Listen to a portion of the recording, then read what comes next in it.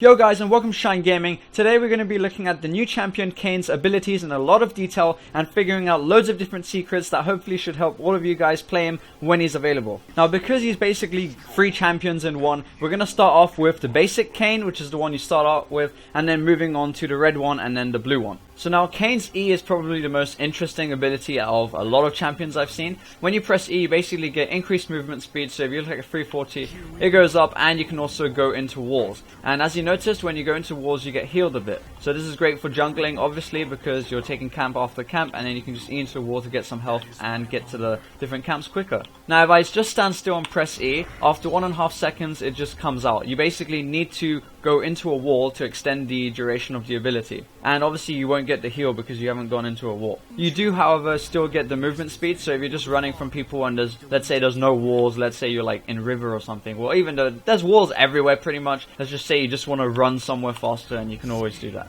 Now you're probably wondering what happens if you just stay inside a wall. Well, let's find out. We press E, let's just stay here, and as you can probably guess, you end up coming out probably to where's the nearest area. So we did come in there, and that's where we came out of, but let's try here now. We were technically nearer there, so yeah, we come out basically where we're nearest to.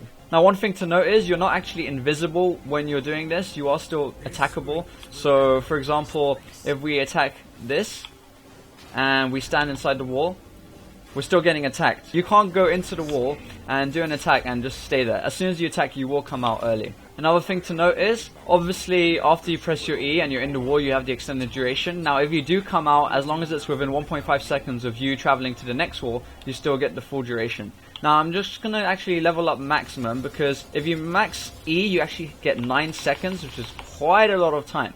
So we can just stand here for 9 seconds, which is pretty badass. So as I said, you can go into the wall, you've extended the duration, you have 1.5 seconds that you can keep moving from location to location. You can keep going, and yeah, you're still going. And there is also a visual indicator, so if you're in the wall and you're just waiting for the whole 9 seconds to come up, your body will start flashing, and we'll be able to see this now. So flashing, basically, yeah, your E's finishing. So just to make this super clear, we press E, we go in the wall, but if we come out for 1.5 seconds, it will end. So you do have to keep walking into walls, which, yes, you're Harry Potter. You're walking into platform 9 3/4. They should make a Harry Potter skin, I'm not even joking, that would be pretty cool. Harry, the train's going, run!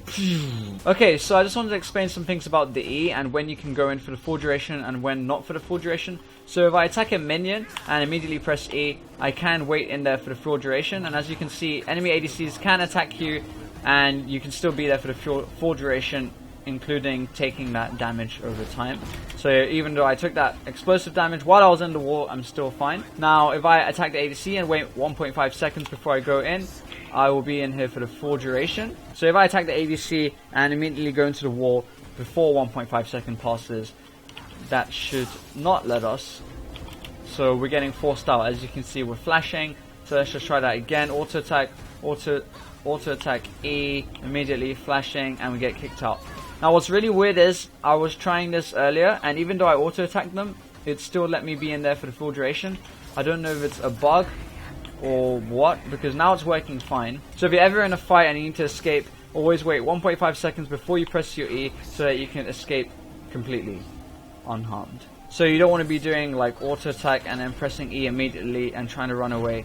You can obviously travel some distance, but you will be forced out. So for example, obviously I could just do this, come out like that. Another interesting point about the E is you can use your abilities while you're in the wall, so you can use your Q dash to get to places quicker, and it doesn't expire the E early, which is really good.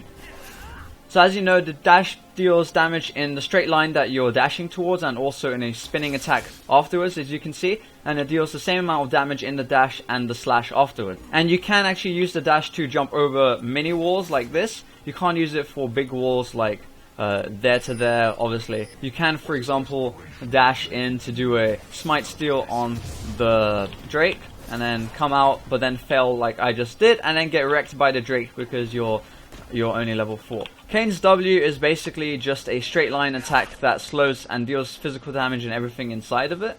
And one thing to note is you can use this over walls. So if we look at the raptors over here, we can do this. and it does indeed work through walls, which yes is quite obvious to a lot of people, but you know, just in case. So Kayn's ultimate, you essentially possess someone and you deal damage to them when you come out. And you have to first deal damage. It can be auto attack or ability, and then you've got this arrow saying that you can ult basically. So we just do an ability again, and now we press R, sorry. We go in and you'll come out the way your mouse is pointing. And you'll just deal some physical damage, and obviously as we go on to the different forms that Kayn can take, the ultimate will have different characteristics. Just some ways of getting out. This is probably not that interesting, but you can either you can either left click to come out early, right click, or press R again to come out early, or of course just wait for the whole duration. Note, you do take damage while you're inside. I mean, that is if there's like an ignite on you, but you are on target for while you're inside. So if you think about it, if there is an Ashe about to ult you, you could just go inside. Ashe, this all sounds very weird, but yeah, now you have a champion that can go inside others. I mean, I guess Tom can... Wait a minute. If Tom can swallow someone, then you can go inside Tom Kench. Okay, that's pretty interesting. And you can, for example, if a Shen is using their TP, you can ult into them and get a free TP. So now we get to the exciting part where we talk about the passive. So as some of you may or may not know, depending on which type of enemy champion you deal damage on, you'll feed a different type of champion inside you. So you basically have the Shadow Assassin, who you are able to get by attacking enemy ADCs and ranged champions, or you can get the Darkin. It's who you unlock from dealing damage to, well, enemy tanks or melee champions, or melee, whatever you want to pronounce it. You don't actually need to kill the melee champion, so right now we're going for the Darkin because I think that's kind of the coolest one. But all you need to do is actually just deal damage to them. You don't need to actually kill them. So nothing's happening right now. This meter will basically fill up. So if we teleport here, just wait a moment. I just want to show you guys. Do you see what happened? It basically, the souls just basically came towards us. You don't actually need to pick them up. So I'll just show you guys what the souls actually look like when you're actually in battle. If we don't die, that is. So as you can see, these red dots here are the souls, and now they come up. And this meter needs to fill up completely, and then we can actually go to our platform and change form. So I'm just going to get this meter up and show you guys what it looks like afterwards. Just want to show you there's a lot of souls here on the ground, and they only come to you basically when you're out of combat. So now we're kind of out of combat, and wow, there's a lot of it. It's nice lights, you know. Wow, that's like a beautiful firework. Okay, is this enough? Is this enough? Is this enough? What? That's literally so close. Alright, where's this Garen? We need, like, let's just kill him. Okay, this should be enough. Yep, alright. So as you guys can immediately notice, there's this one that has a 4-minute cooldown, and this is the Shadow Assassin. So because we've been attacking melee, we have the Darkin unlocked right now. You can unlock the Shadow Assassin even if you haven't done anything, but you do have to wait 4 minutes, and that could probably put you at a disadvantage. So we're going to transform now into Super Saiyan number 2.